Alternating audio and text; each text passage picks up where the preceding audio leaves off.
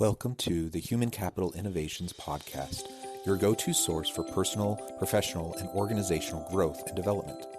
We hope you tune in often for all things people management, organizational development and change, organizational leadership, and social impact related. Maximize your personal and organizational potential with Human Capital Innovations Podcast.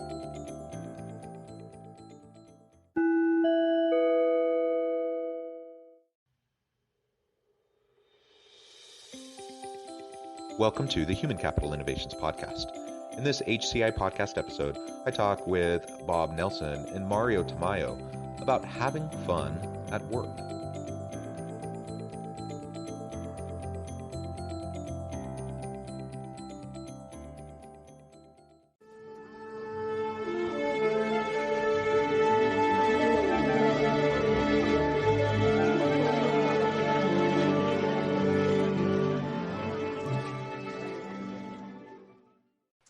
Mario Tamayo and Bob Nelson, welcome to the Human Capital Innovations Podcast. Good morning. Thank you. Thanks for having us. Yeah, it's a thrill to have the chance to chat with both of you. I've been following your work for a long time, being in the space myself as a scholar practitioner. I remember years ago when I was in a brand, just as a grad student, and at my first kind of internship in a new HRD training and development role. And that was the first time I came across some of your work. And it was so much fun back then, and I've followed it since then. I'm thrilled years later to have the chance to chat with both of you. Today, we're going to be tapping into both of your areas of expertise. I suppose you have many areas of expertise, but we're going to be talking specifically about having fun at work, how employees can take ownership over their own experience, how leaders can bring fun into the workplace, and how we can do that even within a virtual world, since obviously we've all had to grapple with how to do that more over the past 15, 16 plus months. As we get started, I wanted to share Bob and Mario's bios with everybody. Bob Nelson, PhD, president of Nelson Motivation, Inc., is the world's leading authority on employee recognition and engagement. He's worked with 80% of Fortune 500 companies, is a senior fellow for the Conference Board, a top thought leader for the Best Practice Institute, and was named a top 5 management guru by Global Gurus. Fondly known as Dr. Bob, he has authored over 30 books on employee motivation and engagement, which have collectively sold over 5 million copies and been translated into more than 30 languages. His new book is Work Made Fun Gets Done: Easy Ways to Boost Energy, Morale, and Results. Mario Tamayo is a principal with Tamayo Group, Inc., a no-nonsense consulting firm specializing in leadership and organizational performance. He has more than 30 years of experience in maximizing human performance, working with organizations such as Genentech, Emmeline Pharmaceuticals, Petco, General Dynamics, and the U.S. Men's Olympic Volleyball Team. His new book is Work Made Fun Gets Done with Bob: Easy Ways to Boost Energy, Morale, and Results. Such a thrill to have both of you on the podcast today. Before we launch into the conversation, anything else either of you would like to share with listeners by way of your background, your personal context? Thanks for making us look so good. That's easy. I'll say, in many ways, someone told me once that every author is writing the same book over and over. And I think there's some truth to that. And I think in many ways, all the books I've done have kind of led up to this book. And it's kind of funny because a book on fun sure sounds frivolous. And as Inc. magazine said, fun is frivolous, we know, unless you want to hire and keep good people.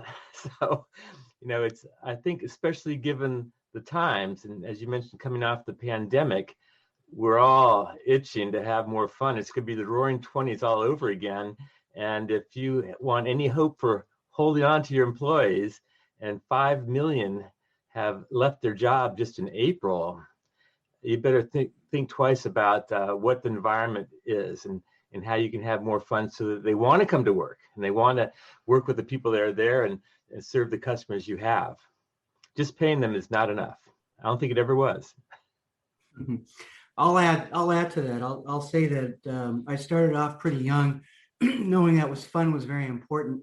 In the 6th grade, I was the class clown at St. Michael's Academy in San Diego, and now I'm finding the data is actually supporting what I was feeling intuitively, back in the 1960s.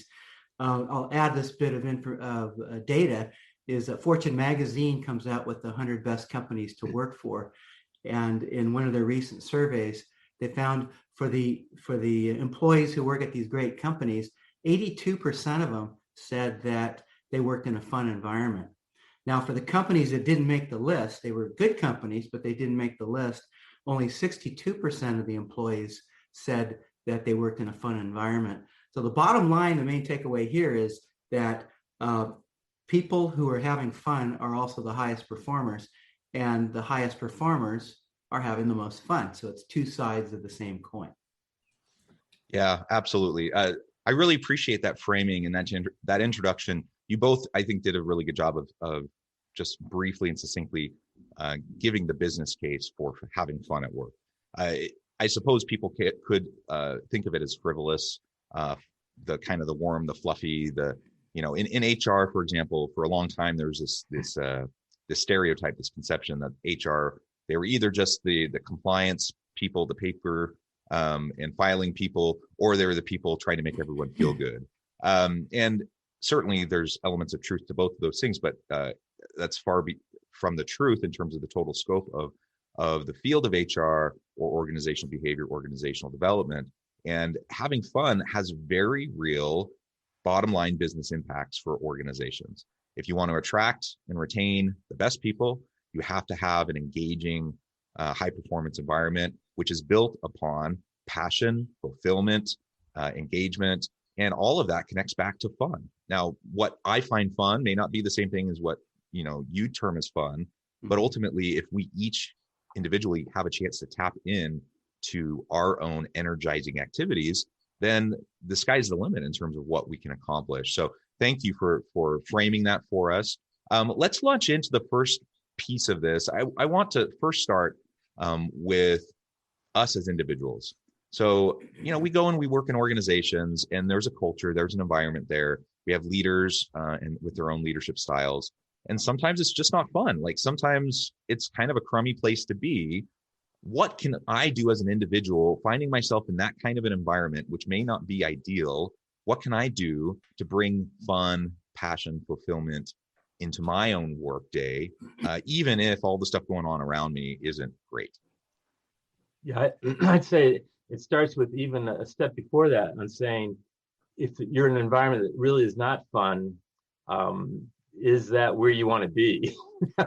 I think, because there's certainly things you can do to make your job or any task more fun, but if it's going to be just this uphill battle the whole way, I think that's why 5 million people decided after the pandemic, hey, this isn't what I want to do. So at the root of it, you gotta connect with what's important to you in your life and what gives you fulfillment and what you enjoy. And as you do that, and likely you'll find other like-minded people doing the same thing, and that's a good fit. It has to be a fit between you and the culture of where you're working. And so that's now that being said, if it's not currently that's not the case for you, and you're not able or ready to quit, I think there's a lot you can do individually because we all have a choice. We all have a choice, really, on a daily basis can we make this a more fun day? What things can we do? And so don't depend on always to be someone else's responsibility to make it fun for you. You can come to work and have fun and have a joke or if you're doing any given task. And we all have rote and boring tasks as part of what we do. We all have that, even if you have a job you love. But if I'm ever doing something like that, you can play a game with that. So, for example, you can set a timer for 20 minutes and see how fast you can get through it, or to make progress, and then to feel better about the thing. You can plan a reward for yourself, which could be taking a break, taking a walk, or calling someone, a friend you haven't talked to in a long time. So those are a few. And I want to go back to one of the point you made, and that is that it's different for all of us. And probably one of the biggest things learning for me in the research for this book with Mario was that fun is all over the map. It's very wide range. And if you'd asked me, before we started this, well, fun is when you're laughing, but I find my wife says, well, fun is when at the end of the day you feel you had a good day. That's fun for her.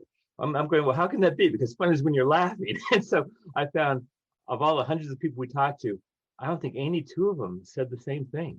So it's a very diverse topic, which gives us more opportunity to tap into it.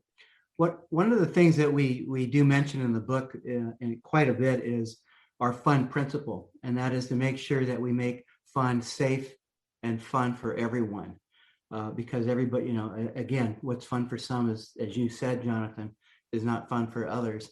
And one of the things we strive for is never make anybody have fun.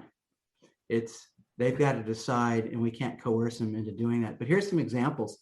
Can I just really quick comment on that? Because thank you, because some people are more introverted, some people are more extroverted. I've been in environments where they try to force fun, right, by doing some sort of like putting you on the spot. And it's just, it makes you so like, at least for me, I'm more introverted. And so it just makes me uncomfortable. And I'm just like dying inside, waiting for this to be over so I can get back to work. And so that's the opposite of what you want to try to do. So like you said, you make an inclusive environment where people can engage in their own way. Then that's the good starting point. And one of the best things that we try to practice is the platinum rule, which is give people what they need, what they value. Bob's been doing it for, 30 years with his recognition work. And that's all about finding out what people like and then giving it to them, delivering it to them. So that's one of the— When they perform. So it's not when just they perform, nice. Yes. Yeah, everything's got to make sense for the business here. But here's a couple of examples. One person we know will add some nice quotes, some fun quotes or jokes at the bottom of their signature on an email. We know another person who changes her whole mental framework for it. She changed her to-do list to the fun list. And so she adds some fun things to do in there as well. But now her perspective is, I'm going to enjoy this. I don't care what it is, but I'm going to find a way to enjoy it. And I get to do it. It's not, I don't have to do it. I get to do it. Exactly. Instead of being a victim at work, we're trying to get people to be proactive and make the most that they can. If they're going to be spending X amount of days on Zoom or even being able to go back physically to work, now we got to make sure that it's going to be a great environment. We used to say when Bob and I worked at Blanchard, hey, if you're not having fun at work, find something fun to do or go home. And Ken started that off with us as well. But and we believe it. We've been embodying that for 30 years. Another thing people can do is something as easy as come in and pop popcorn. We know a woman who's the assistant to the police chief in Pocatello, Idaho, who has done that, and it's become a tradition there, and people smell the aroma and they all gather together, and it really makes a big difference. Little things. She also has little toys on her desk that she gives people for different things, little things, and little things add up, and people love to stop by her desk and chat, and for that reason. So she's really bringing that culture personally to the organization. Yeah. Go ahead. Sorry. Go ahead. I was going to say leaders can take a real big responsibility here. And when you see somebody up the food chain having fun, it just makes it a lot easier for people in the organization to do it as well. There was a guy that worked, CEO, worked for the Hire Corporation, and he found that one of his folks was not getting good sleep. So he went out and got some really plush feather pillows for this person so that they could just go to sleep and enjoy their sleep. Another time he found one of his workers was working outside at a market, and what they did is they just bought him a jacket, and he says, man, this is great. So like you said before, some people may not consider that fun, but these people did. They knew exactly what they wanted, they got it, and then things snowballed. And I think the examples that Mario just gave just reflect that, it's got to start with a little thoughtfulness. And so, which means it's got to start with knowing your people, which means it's got to start with getting to know your people. So if you never take that step, you're never going to be able to connect with them. I know one story of a general manager of a plant that every once a month he'd walk around the plant and shake everyone's hand. And this one guy goes, Joe, yeah, well, how's the wife and kids? Well, sir, I'm still not married. And he basically alienated himself because he was just going through the motions. It's got to be from the heart to take time to get to know people. Yeah, absolutely. And so you've done a good job of transitioning into what leaders can do here. I want to talk a little bit more about that in just a moment, but just a couple examples from my own life. And I look back and there were lots of people that influenced me, lots of mentors, lots of authors. But I look back, for example, to Bob, some of your books that I was aware of in my early 20s. And I suspect that they influenced some of the way I approach things. So I am more introverted. But I look for ways to have fun at work and to connect to those things. So I just have silly things. I'm a professor and a consultant. So I'm like at the university in my office, and I have a basketball hoop on the door, and I have like little weird knickknacks. And people come by my office, and some of the other professors kind of think I'm unprofessional because I'm different than the traditional academic culture. But most of the students think it's great. And some of the professors think it's great. And so, I have to navigate that a little bit in terms of just the culture of higher ed. But it makes my office an enjoyable place to be. Like, I don't dread being there. It's not this sterile place where I just have books and stacks of paper a mile high, but it's a place where I enjoy being. I have like a standing desk and a mini elliptical, so I could just like be moving while I'm working, stuff like that, little small things. And I don't know if anyone's watching the video and not listening to the podcast, you might be able to see my t-shirt. I'm a big believer in wearing fun things. And so my t-shirt says "Narwhals don't get mad, they get even." And it shows a narwhal stabbing a fisherman. So I mean, it's such a dumb shirt, right? But so are there times that I wear a suit? Absolutely. But if I'm not doing something that requires me to be more dressed up, then I am a full believer in like, be comfortable and have fun. Another example I was thinking of, this is from a long time ago, back before college. I'd spent a little bit of time abroad after high school, and then I came back and I needed to save up a little bit more money to go start college. And I was living in rural Missouri. There's not a lot of work out there, and not a lot of like great paying work. The best place to be was at the factory. So I was at this factory, hot, grimy, really physical work, and just not, a wonderful place to be. But I had a light at the end of the tunnel. I knew if I could do this for 6 months, I can save up money, I can go off to school. And it was a really kind of mind-numbing job. But it set the stage for me, and I had an end goal, and I was able to get through it and then move on. But one of the things that I did, and I think Bob and Mara, you both kind of comment on this earlier, is I just tried to make a game of it. I tried every day when I went to work, 10-hour shifts. I would challenge myself to do a little bit more, a little bit better than I did the day before, or I break it into 30-minute increments. What can I do during this time? And over time, I got very efficient. I got very good at what I was doing, and enough so that I was able to free up time on my area of the assembly line so I could go help other people. I could go, like, I learned how to weld, even though that wasn't part of my job, just because I had time, I got my stuff done. I could go over to the welders and help them and learn how to weld. So things like that, like, it was a crummy job. It was like one of the worst jobs I ever had. They didn't pay well. They didn't treat people well. It was hot, humid Midwest, hot, humid Midwest summers. But, it was okay. And I got through it. And I think, like you said, Bob, earlier, sometimes we're not in a position where we can go somewhere else. We have to make the best of where we're at. And at other times we do have a choice. And if we have a choice, then we absolutely should try to align ourselves with organizations that are a good fit for who we are. So anyways, a few examples from my own life.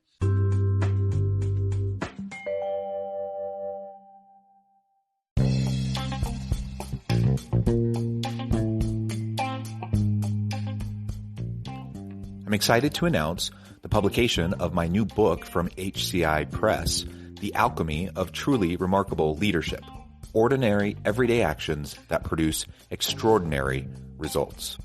Consider how the nature of work has shifted over the past 50 years. With increased globalization, rapid technological advancement, and the shift in economic composition, the average job of today looks very different than the average job of 50 years ago. What will the jobs and organizations of tomorrow look like? Moreover, what does this all mean for organizational leaders? What are the core competencies and capabilities of organizations and their leadership that are prepared for continued disruption and geopolitical and socioeconomic shifts? Regardless of what the future holds, increasingly, leaders need to be socially minded, data-driven, decisive, champions of talent, and disruptors of the traditional notions of leadership, teams, organizations, and work. The Alchemy of Truly Remarkable Leadership will help you to explore your own leadership competencies and capabilities and consider ways to apply and implement them into your workplace and personal life.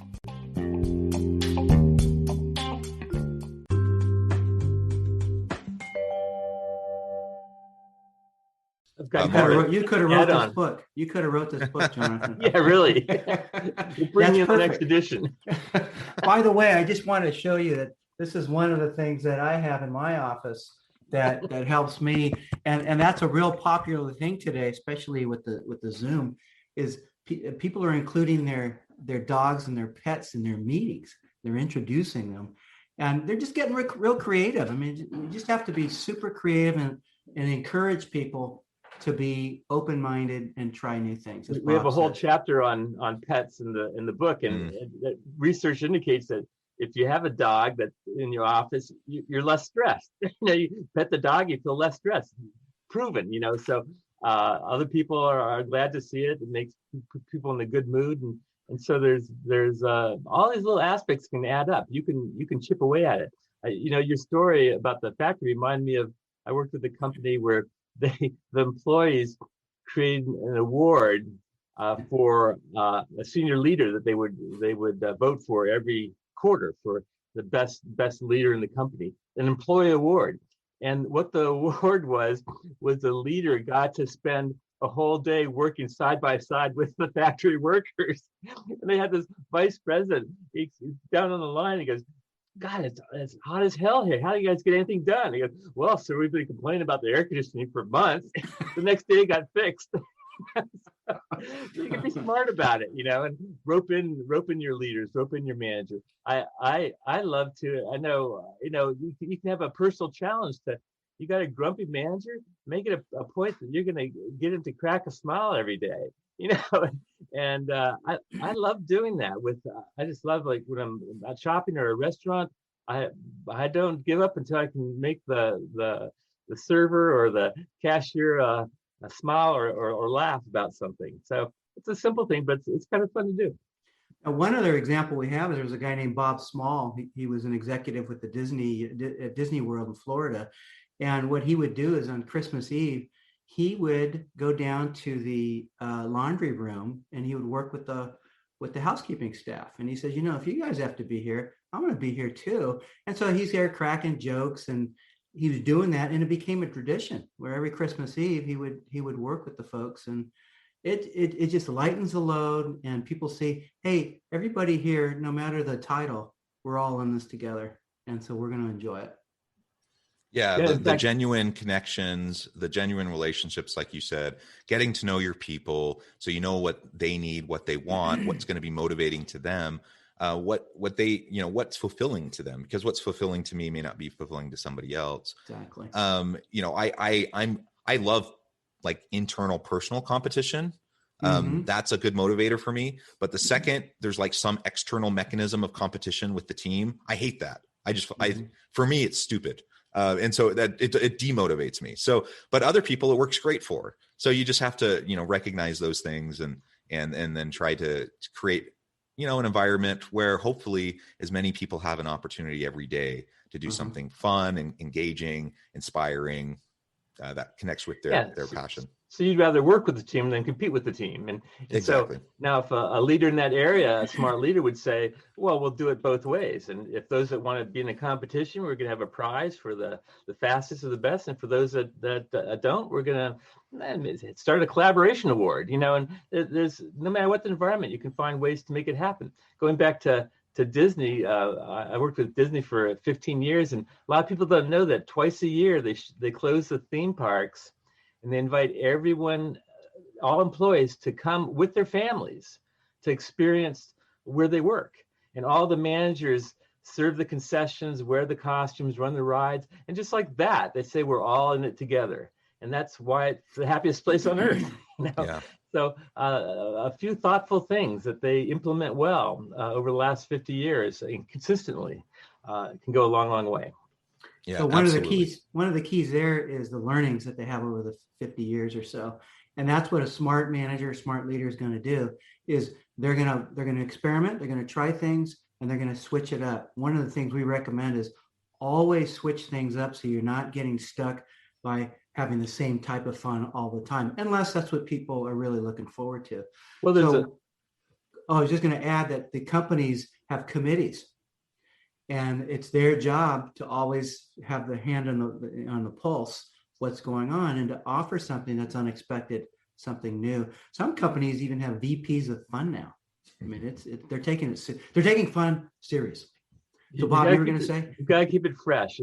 And if you're doing the same thing over and over, you know, end of the year holiday party, you know, every year, you know, or summer picnic every year, same old thing. That we have a word for that. It's called boring. you've got to shake it up. You got to try something different. I had in the book we talk about a CEO that would pick the company events to do, and he said no matter what he picked, no one seemed to ever enjoy it, be happy with it. And he gave it to another executive to do the same results. Finally, he went to a millennial and said, "Can you set this up?" And the guy used social media tools to survey people. They picked something everyone wanted to do. They ended up doing something they never did before. They did one of these medieval nights with a show and a dinner, and everyone loved it. The kids loved it, the families, everyone loved it. And so, you know, the CEO had good intentions, but he was trying too hard, pushing himself to find the answer and let someone else that has a different energy make it happen. Yeah, absolutely. I'm working with the president of the ACD division of L'Oreal USA now. And when she was working for one of her brands in the past, this was she got her team together to have a boxing outing, an actual, you know, gloves and the whole bit. She says, you know, we've been working really hard. We need to cut off cut some stress, and we need to just work on things and hammer some things out. And they had a ton of fun doing that. So again, very creative. Not that many people put the mouthpiece in and go at it with, you know, with their coworkers, but they had a lot of fun. Could you pick who you got to fight? That I don't know. I'd have to ask her. I'll ask her next time I talk to her in a couple of weeks. So this is all great. As we talked about at the very beginning, we're just starting to come out of this, you know, past 15, 16 plus months of the pandemic environment. And it's been a tough time, and many people have been working virtually. And how do you do this? But when it's like we're doing right now, you're in San Diego, I'm in Utah. How do we have fun when we're not together in the same place? How do we do activities when we're not together? Well, we're having fun. So it's part of what you're talking about. And Mario's heard me say this before, one of the things I love doing, and you can do this virtually. It's very easy. It's called a praise barrage, where whenever you get together with your team, hey, let's I want to do something different, start a little differently. And we want to do a praise barrage. As we go around our team, I'm going to call someone's name. I want everyone else to say 100% positive things about what you enjoy working with that person about. Let's start with John, then Mary, then Joe. And you know, you take 5-10 minutes to do that. You can't help but have a surge of energy and pride that comes from that. And I tell you what, for others to see the people they work with, what they value in their contribution is a very powerful thing. And they will do more of those things, I guarantee it. So that's a simple thing. You can also do it face to face with index cards. You know, write people a thank you that you owe, and you get 5 or 6 thank yous from people that you work with about what they appreciate, things you've done. I tell you, that's valuable feedback that most of us don't get. So here's another example, Jonathan. There's a company here in San Diego called 2Connect, and what they've done is they will plan ahead and they let people know, hey, on this date, we're all going to get together and share our artwork. What artwork? Well, we want you to pick a famous piece of art, whether it's a sculpture or a painting, and we want you to recreate that with objects that you have at home or photos and this and that. And it was amazing when they all got together. You know, they had the Scream and all these other famous paintings, and the people really came up with things that look just like these things. You know, another time they had Guess Who's the Baby picture. So they would show different baby pictures of the staff, and then they'd all have to figure out who changed the least and who should have stayed the same. No, I'm kidding. One word about that reminds me is when we're having fun, we want to make sure that we're not having fun at other people's expense. And one of the things that Bob and I write about in the book is we're not big believers of pranks, because most often they fail and somebody gets hurt, and that's not making it safe and fun. Someone can't be the brunt of the joke. That's not good. You're gonna ruin the relationship with them, and probably for the whole team if everyone laughs at them, so rule that one out. There's enough you can do without that. Now there's another example of great virtual fun. It involves food, because everybody loves food. So I know a company that will send out a pancake making kit to their staff, and then everybody makes their own version of a pancake. They share it, they all eat it together, and some of them even sent the stuff over to other people. So again, you can be so creative and just tweak things that you hear about somebody else doing. By the way, the book has over 400 low cost and no cost items. And as Bob says, hey, if you turn to a page and you don't find something for your group or your team or yourself on this page, just turn the page, because it's going to be on the next page. Again, my wife's team, they a few weeks ago, they did a thing where everyone shared a favorite vacation photo, and it was really fun. Again, you get to know people a little bit better. They had one young kid. He'd only had worked at this company during the whole pandemic, so he hadn't traveled anywhere.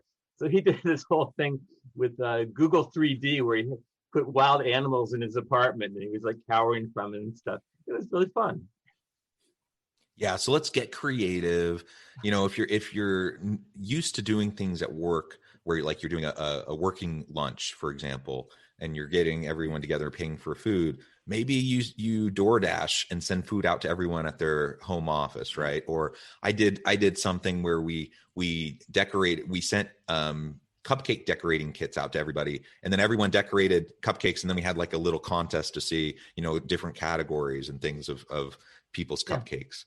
We did a virtual holiday gathering this past December, and ugly Christmas sweater contest, and those sorts of things. Like there's lots of fun things like that you can do that don't take a whole lot of time or planning. They don't really cost much of anything, but people get a kick out of them, and it just builds camaraderie. So I think anytime we have a chance to do something like that, just taking a little bit of time to think about it, tap in, don't put all the pressure on yourself. Maybe I'm not the most creative person in the world. Tap into the creativity of your people and see what they want to do. And then what's amazing about that, Jonathan, is when you start to involve people who have had mundane or quote unquote boring jobs, and you give them a creative outlet, they go nuts with it.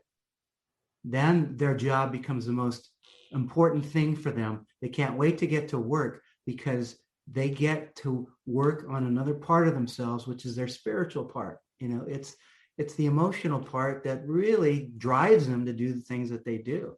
So you're right on the money with that. Also, research shows that when we get a chance to do something just even very, very simple that's creative, it kind of unleashes another whole side of our brain that we can bring to bear to the work we're doing. So there's again a lot to be said for just a silly little exercise or a game or a team building type thing. And Mario and I love doing that type of stuff with groups. Perfect. Well, Mario and Bob, it has been a real pleasure. I'm just noting the time. Time has flown by because we're having fun. But before we close for today, I did want to give you a chance to share with listeners how they can get connected with each of you, where they can find out more about your work, your books, and then give us the final word on the topic for today. Sure. Well, my website is www.drbobnelson.com. That's DRBOBNELSON.com. And among other things, topics I present, consulting I do, I've got an online store that has this book at a discounted price, cheaper than Amazon, and most of the other books I've done as well. Yes, the book is available at your favorite bookseller. You can get an audiobook, you can get an ebook, you can get the paperback. You can get a hold of me at tamayogroup.com. I spend a lot of my time having fun, helping people to be better leaders, better executives, and also to be better presenters. I think that my bottom line here is, again, life is very short. We spend a lot of time at work. Why not make the most of it and have some fun doing what we do to contribute to help other people. So and know that it is possible. Don't say, not where I work, not with my boss. Yeah, it is possible. And grassroots can be very powerful. You don't even have to be creative, and like, for example, I'm an introvert as well. People can't believe that, but I really am. You too. Yeah. Writing's a very internal processing thing, but you can learn to be extrovert. You can learn to do fun things. You can force yourself to learn how to tell a joke, and it's kind of the journey's kind of fun to do it as well. Even if you're telling yourself the joke in front of a mirror, because you can have fun by yourself. Definitely. Yeah. And I have gotten very good at telling really lame dad jokes. So that's about the extent of it for me. Well, Mario and Bob, it has been a real pleasure. Thank you so much for taking time out of your busy schedules to meet with me, to have this conversation, and to share your insights with my listeners. I encourage listeners to reach out, get connected, find out more about what they can do for you. Check out their book. There are many books. And as always, I hope everyone can stay healthy and safe, that you can find meaning and purpose at work each and every day.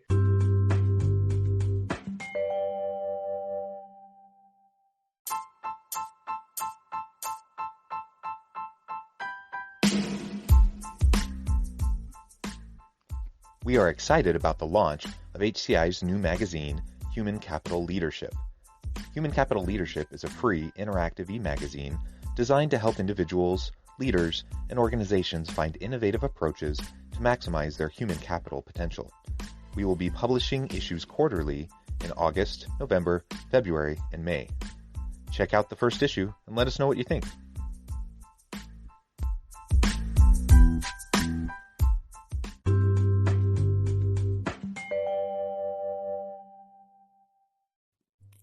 Thanks again for joining us for this episode of the Human Capital Innovations Podcast. I hope you stay healthy and safe, and that you have a great week.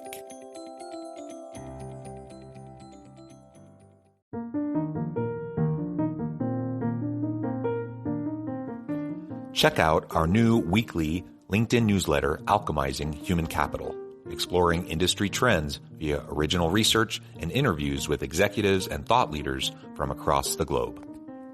We look forward to having you join us.